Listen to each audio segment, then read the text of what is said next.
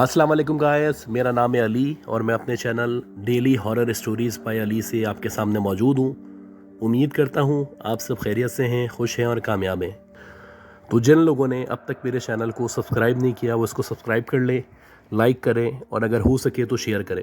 हमेशा की तरह व्हाट्सएप नंबर और ईमेल एड्रेस शेयर कर रहा हूँ। अगर आप अपनी स्टोरीज़ को शेयर करना चाहते हैं तो यू आर वेलकम। गाइस, आज की जो स्टोरी है ये बहुत ही इंटरेस्टिंग और बड़ी खौफनाक सी स्टोरी है और ये रियल स्टोरी है। और इस स्टोरी में जो इन्फॉर्मेशन शेयर की गई है वो बड़ी ही खौफनाक है और वो इबरतनाक भी है। मतलब आप ये स्टोरी सुनेंगे तो आप सोचेंगे कि भाई ऐसा कैसे हो सकता है और ऐसा क्यों किया गया। खैर बहरहाल मैं थोड़ा सा नाम वगैरह चेंज करूँगा और थोड़ा बहुत एडिशन करूँगा और उसकी वजह यह है कि मैं नहीं चाहता कि जिनकी स्टोरी है उनके बारे में कोई बात करे या नाम ले।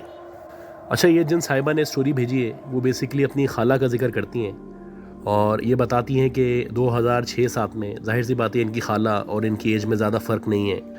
तो इनके जो ननियाल वाले थे या इनकी जो मदर थी, जैसे कि आम तौर पे हर फैमिली में हुआ करता है कि सब चाहते हैं कि उनकी बेटी की बहुत अच्छी जगह शादी हो जाए या अच्छा सा रिश्ता लग जाए तो उसकी शादी कर सकें। इसी तरह जो है इनके घर वाले भी कोशिश कर रहे थे, इनके ननियाल वाले भी कोशिश कर रहे थे कि इनकी खाला की शादी हो जाए। अब इनकी जो खाला थी वो जाहिर सी बात है बहुत खूबसूरत थी, बहुत खूबसीरत थी और माशाल्लाह जो भी देखता था पहली दफ़ा में ही उनको पसंद कर लेता था। अच्छा, नॉर्मली हुआ ये करता है कि जो भी इस तरह की ख़वातीन होती हैं या इस तरह के हज़रात होते हैं तो उनके रिश्ते आना शुरू हो जाते हैं शुरू से ही। और रिश्ते आने का मतलब ये नहीं होता कि उनकी शादी फ़ौरन हो जाएगी। इसका मतलब ये होता है कि उनकी डिमांड बहुत होती है। लेकिन जाहिर सी बात है घर वाले जो होते हैं या जो फैमिली मेम्बर्स होते हैं या जो बहन भाई होते हैं या जो मैका होता है, जो भी घर वाले होते हैं वो कोशिश ये करते हैं कि शादी अच्छी जगह की जाए। ऐसा नहीं है कि आंखें बंद करें और कहीं भी शादी कर दें। तो इसी तरह का केस था कि इनके रिश्ते तो बहुत आते थे, उम्र गुजर रही थी ऐसा ऐसा करके, थी भी बहुत खूबसूरत, लेकिन कोई मेयार के मुताबिक नहीं था। अब जैसे जैसे टाइम गुजरता गया बहुत सारे रिश्ते आए, उनको मना कर दिया। जाहिर सी बात है वो इस काबिल नहीं थी कि उनसे शादी की जा सके या उनके साथ इनकी ज़िंदगी गुजर सकती। खैर अल्लाह अल्लाह करके एक रिश्ता आया जो बज़ाहिर बहुत अच्छा रिश्ता था। तो उनकी जो शादी है वो उन साहब से कर दी गई और जैसे नॉर्मली हुआ करता है सारी रसूमात वगैरह अदा की गई, मेहंदी की गई, एक बहुत बड़ा सा प्रोग्राम हुआ, काफ़ी ज़्यादा जहेज़ वगैरह दिया गया और जैसे तैसे करके उनकी रुखसती हो गई। अब ये बताती हैं कि जैसे शादी होती है आपको पता है, तो उसका जो अगला दिन होता है यानी नेक्स्ट डे होता है, तो उसमें आम तौर पे ये हुआ करता है कि जो लड़की के घर वाले होते हैं वो नाश्ता वगैरह लेके लड़के के घर में जाते हैं, जो एक रस्म है हमारे मतलब माशरे में, सोसाइटी में। तो ऐसा ही था कि इनके नाना, इनके मामू, ये लोग सब और इनके सारे बहन भाई बड़ा तैयार वैयार होके, तैयारी करके जो अपनी खाला हैं उनका नाश्ता लेके गए थे।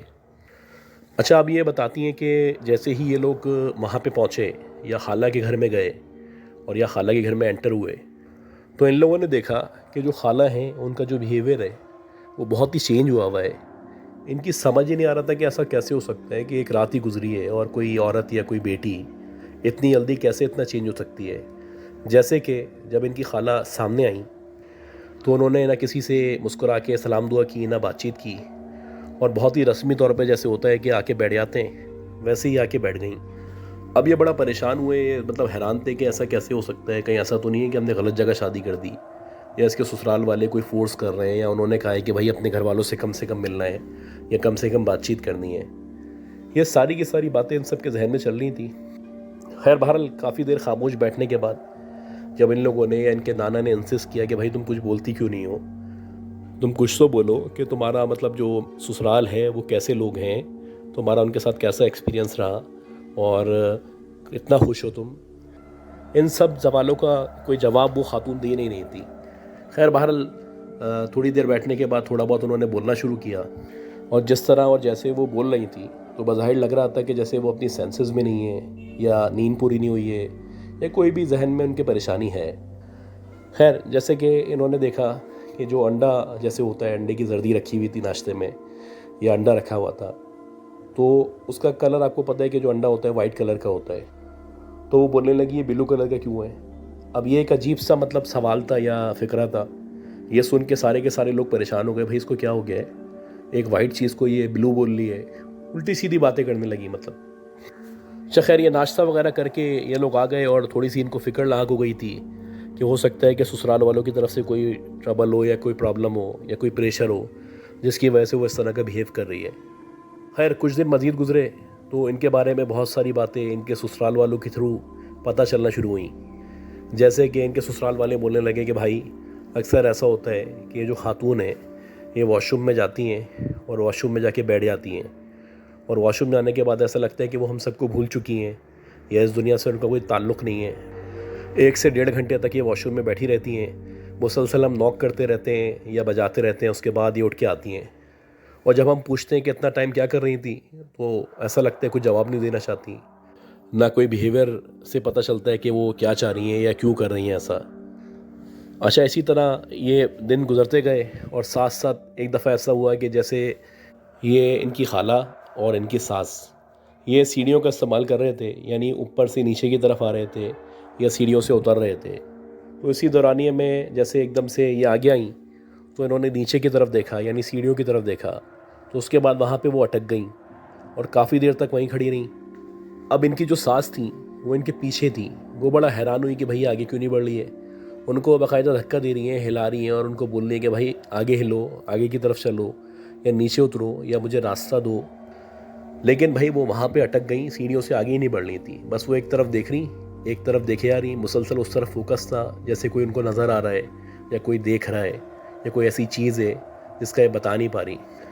अब ये बात बज़ाहिर तो बड़ी छोटी सी है, लेकिन उनकी सास बड़ी फ़िक्रमंद हो चुकी थी कि भाई किससे शादी कर दी है, ये किस औरत को या किस बहू को लेके आ गई हूँ मैं, और ये शायद कोई घंटी है जो मैंने अपने गले में बांध ली है। खैर इनकी सास या इनके ससुराल वाले जो भी इस तरह के वाक़यात या मामलात होते थे वो इनको यानी इनकी फ़ैमिली को, मैके वालों को रिपोर्ट करते रहते थे।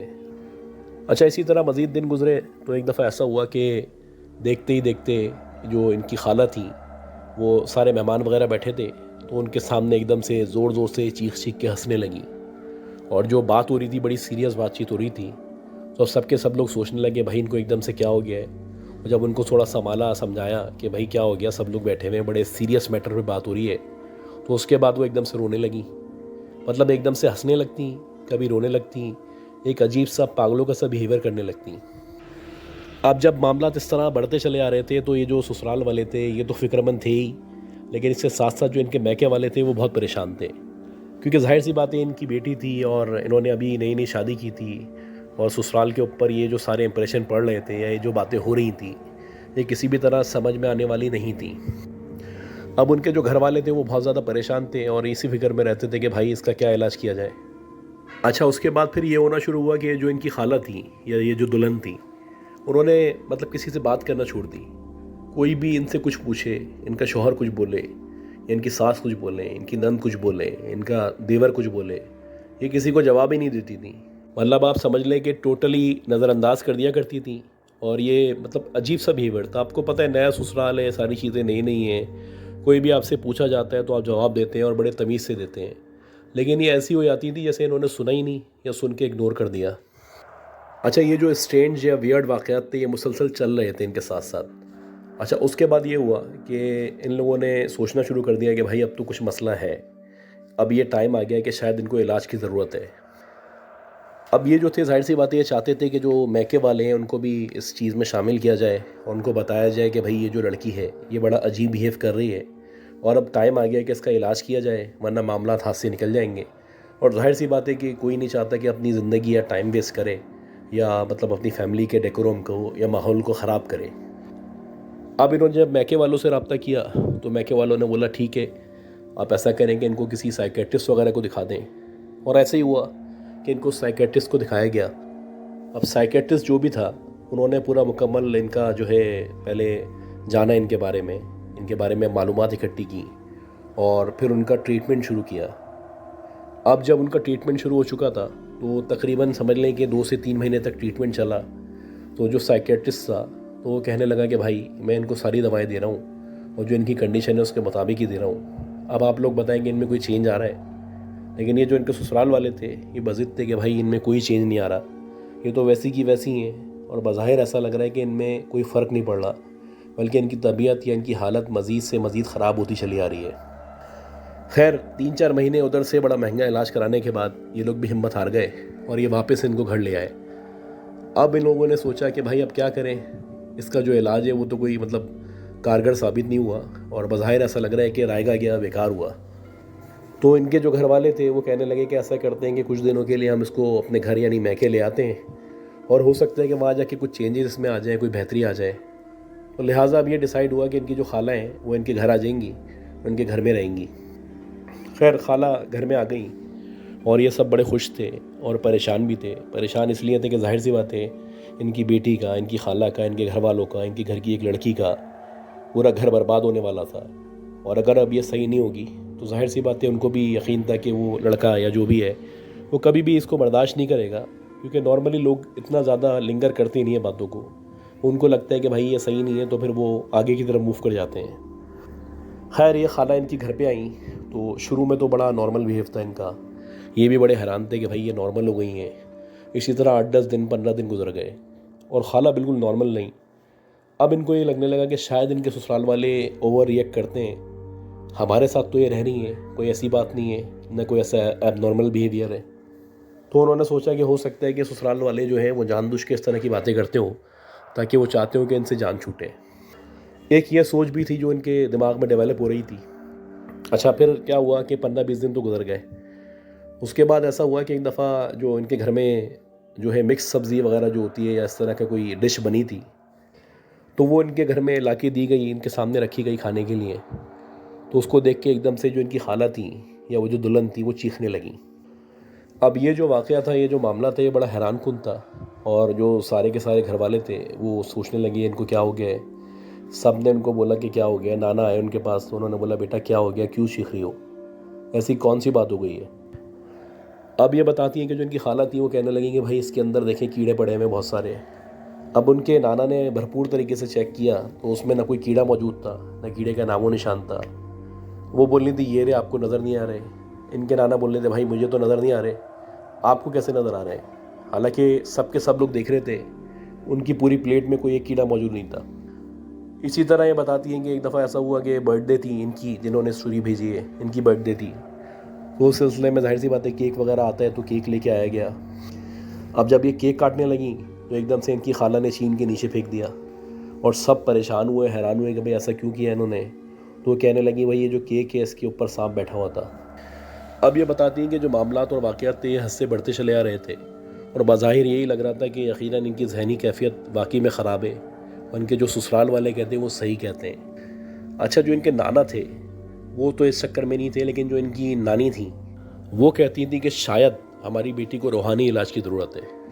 अच्छा जब वो इस तरह की बातें करती हैं तो नाना और वो लोग बोलते हैं कि भाई तुम किस तरह की बातें कर रही हो, ऐसा कुछ नहीं है, बस थोड़ी सी डिस्टर्ब है, सही हो जाएगी और थोड़ा टाइम दो। खैर बात आई गई हो गई और ये दोबारा से फिर इनको ससुराल भेज दिया गया। अब ये ससुराल में गई तो दोबारा से वही सब वाक़यात और मामला शुरू हो गए जो नहीं होने चाहिए थे। खैर बहरहाल काफ़ी ज़्यादा जब मामला बढ़ गए तो इनके ससुराल वालों ने बोला कि भाई अब ये जो पानी है हमारे सर से ऊंचा हो चुका है, लिहाजा अब आप तो या तो इसको ले जाएं वापस या फिर हम इसको जो है किसी अजाइलम वगैरह में भेज देते हैं। अब इनके घर वालों ने भी सोचा, मैके वालों ने भी, कि हो सकता है कि वहाँ पे जाएं तो थोड़ा सा चेंज हो, माहौल का फ़र्क पड़े तो ये बेहतर हो जाए। और ऐसे ही हुआ कि इनको किसी अजाइलम वगैरह में भेज दिया गया। अब जब ये उस अजाइलम में गई तो वहाँ पे इन्होंने 1 महीना गुजारा और एक भी एबनॉर्मल बिहेव नहीं किया, यानी बिल्कुल नॉर्मल थी। और अजाइलम वाले भी हैरान थे कि भाई इसको क्यों भेज दिया गया है, ये जो कहीं से भी इस तरह की पागल नहीं है, कोई इस तरह की एक्टिविटी नहीं करती, ये कोई ऐसा बिहेवियर नहीं करती। लिहाजा अजाइलम वालों ने भी काफ़ी दिन रखा। उसके बाद उन्होंने इनको वापस कर दिया और उन्होंने कहा कि भाई आपकी जो बेटी है ये नॉर्मल है, आप लोग बेकार में इसके बारे में गलत बातें कर रहे हैं और हम ऐसे बंदे को नहीं रख सकते जो नॉर्मल हो। खैर अब ये वापस मैके आई और कुछ दिन मैके रहने के बाद दोबारा से ससुराल चली गई। अब जब ये दोबारा ससुराल गई तो दोबारा से वही सब बातें शुरू हो गई और फिर उनके ससुराल वालों ने कहा कि अब आप इसका या तो इलाज करा लें या हमारी तरफ से माजरत है, अब हम इसके साथ मज़ीद नहीं रह सकते। अब ये जो बात थी ये जाहिर सी बात है सबको हिला देने के लिए काफ़ी थी। और इनके नाना ने फिर एक काम किया, उन्होंने कहा कि ठीक है इसको हम अपने पास रख लेते हैं और एक कोशिश और करके देख लेते हैं, अगर ये सही हो जाएगी तो ठीक है, वरना कोई मसला नहीं है, आपका लड़का आज़ाद है, जैसे उसको ज़िंदगी गुजारनी गुजारे। अब ये बताती हैं कि जब हमारी खाला वापस हमारे घर पे आई यानी मैके में आई तो वो बिल्कुल नॉर्मल बिहेव कर रही थी। उनको हमने अटेंशन देना शुरू कर दी, सब उनके करीब बैठे रहते हैं, उनकी हर बात सुनते, जो भी बातें वो करती उनकी मान लेते। उनके साथ हमने ऐसा माहौल क्रिएट कर दिया जैसे बड़ा दोस्ताना सा माहौल है। और जब वो लगने लगा कि बिल्कुल नॉर्मल है तो हमने उनको बोला कि भाई अब ये बताएं कि जब आप वॉशरूम जाती हैं तो एक एक डेढ़ डेढ़ घंटे तक अंदर क्या करती हैं। अब जाहिर सी बात है दोस्ताना माहौल बना हुआ था और बहुत क्लोज़ हो गई थी वो। तो उन्होंने कहा कि असल में होता ये है कि जब भी मैं वॉशरूम में जाती हूँ तो मैंने देखा है कि छोटे छोटे से बच्चे हैं जिनके जो मुंह हैं बहुत बड़े बड़े से हैं और उनके कद बहुत छोटे छोटे से हैं। वो मेरे चारों तरफ आके खड़े हो जाते हैं और जैसे ही मैं वॉशरूम से बाहर निकलना चाहती हूँ इतने सारे बच्चे मेरे वॉशरूम में मौजूद होते हैं कि मैं बाहर ही नहीं निकल पाती। अब जब उन्होंने इस तरह की बात की तो ये हमारे लिए लम्हा फ़िक्रिया था। हमें लगा कि यकीनन कुछ और मामला है। उसके बाद हमने इनको बोला कि अक्सर ऐसा होता है कि आप कहीं भी जा रहे होते हैं तो आप एकदम रास्ते में रुक जाती हैं और किसी तरफ देखना शुरू कर देती हैं और डर जाती हैं। तो उसका जवाब इनकी खाला ने ये दिया कि भाई अक्सर ऐसा होता है कि मैं सीधी आ रही होती हूँ तो सामने से मैं देखती हूँ कि दो खौफनाक से शेर हैं जो मेरी तरफ भागते हुए आ रहे हैं। अगर मैं आगे बढ़ूंगी तो जाहिर सी बात है वो मेरी जान ले लेंगे, इसीलिए मैं रुक जाती हूँ। अब ये जो दूसरी बात हुई थी उससे भी इनको अंदाज़ा हो चुका था कि यकीनन ये मामला कुछ और हैं। तो इनके नाना ने फिर फाइनली एक जो करीबी मस्जिद थी उधर के इमाम साहब को इनको दिखाया। अब जब इनके इमाम साहब ने उनको देखा और पूरा चेक किया तो उन्होंने कहा कि भाई बात यह है कि जो आपकी बेटी है इसके ऊपर बहुत ही कोई शदीद किस्म का काला जादू किया गया है और यकीनन ये उसी का नतीजा है कि आपने किसी को शायद रिश्ते से मना किया था या इस तरह कोई मामला था।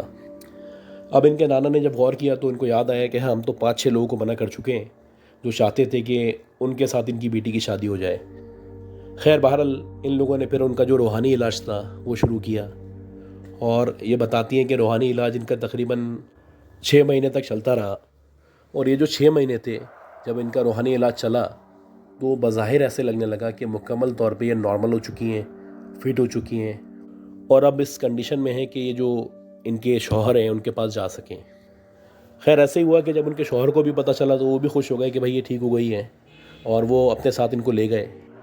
अब इनके जो शौहर थे जाहिर सी बात है वो इनसे बहुत मोहब्बत करते थे, लेकिन उनके जो घर वाले थे वो थोड़ा सा मसला किया करते थे कि ऐसी लड़की के साथ आखिर ज़िंदगी कैसे गुजार सकते हो जिसके साथ इस तरह के मामलात और वाक़यात होते हों। खैर उन्होंने फिर एक स्टैंड लिया और उन्होंने कहा कि भाई ये जो लड़की है ये मेरी बीवी है और मैं इसके साथ ही रहूँगा। अब जो भी मेरी किस्मत में लिखा है वो यही है। और उसके बाद से जो इनके खालू थे वो इनकी खाला को लेके चले गए और अल्लाह का शुक्र है कि बहुत अच्छी इनकी ज़िंदगी गुजरने लगी।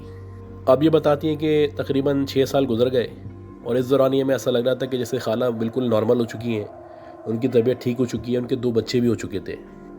खैर 6 साल जब गुजर गए तो उसके बाद से फिर इस तरह की बातें शुरू हो गई। अजीब अजीब उनका बिहेवियर शुरू हो गया, स्ट्रेंज बातें करती, कभी एकदम घर से निकल के भागने लगती। हालांकि इनके 2 छोटे छोटे से बच्चे थे। खालू ने बताती हैं बड़ा कोऑपरेट किया और खालू ने उनको अभी तक नहीं छोड़ा। अभी भी इनकी शादी को काफ़ी अरसा हो चुका है और खालू उनके साथ ही हैं और बच्चे अब माशाल्लाह बड़े हो गए काफ़ी। लेकिन खालू उनका हर तरह से ख्याल रखते हैं, उनका रूहानी इलाज भी कराते हैं, कभी ज़रूरत होती है तो साइकेट्रिस्ट के पास भी आते हैं और कभी उनको फ़ील होता है तो डॉक्टर के पास भी ले आते हैं। बहरहाल जो हमारी मस्जिद के इमाम साहब थे या जो इनका इलाज कर रहे थे उन्होंने जब ये सारी कंडीशन देखी कि दोबारा से सब कुछ हो गया है तो उनका ये मौक़िफ़ था कि देखें बात यह है कि इनके ऊपर जो जादू किया गया है वो शदीद किस्म का जादू है, उसका मैं तोड़ कर देता हूँ तो उसका असर ख़त्म हो जाता है और कुछ अरसे के बाद दोबारा से उसका असर शुरू हो जाता है। तो अब ये बताती हैं कि इनकी जो खाला हैं या वो जो दुल्हन थी या वो जो लड़की थी उनके साथ अभी तक ये मामलात हैं और अक्सर ऐसा होता है कि वो नॉर्मल बिहेव करने लगती हैं, 6-6 महीने तक सही रहती हैं, उसके बाद दोबारा ऐसा होता है कि वो अजीब सा बिहेव करना शुरू कर देती हैं और दोबारा से उनको देख के ऐसा इंप्रेशन आता है जैसे कि बहुत बीमार हैं। खैर ये बताती हैं कि हम लोग काफ़ी दुआ भी करते हैं और काफ़ी मज़ारात वगैरह पे गए, इनके लिए मन्नतें मांगी हमने और हर किसी से रिक्वेस्ट करते हैं कि दुआ करें कि अल्लाह करे इनकी खाला सही हो जाए और इनके ऊपर जो बुरे असरात हैं या जादू है या इस तरह के मामलात हैं वो ख़त्म हो जाए। और इसी चीज़ की इन्होंने हमसे भी रिक्वेस्ट की है कि आप जो भी लोग सुने उनसे भी रिक्वेस्ट करें कि वो इसकी दुआ करें कि इनकी खाला सही हो जाए। तो मैं आप सबसे रिक्वेस्ट करता हूँ कि जो भी लोग इस स्टोरी को सुन रहे हैं वो तमाम लोगों के लिए दुआ करें कि अल्लाह ताला सबके लिए आसानी फरमाए, सबको सेहत दे, सबके लिए सलामती हो और जिन पे भी इस तरह के मामलात और वाक़यात हैं, असरात हैं, वो सब ख़त्म हो जाए।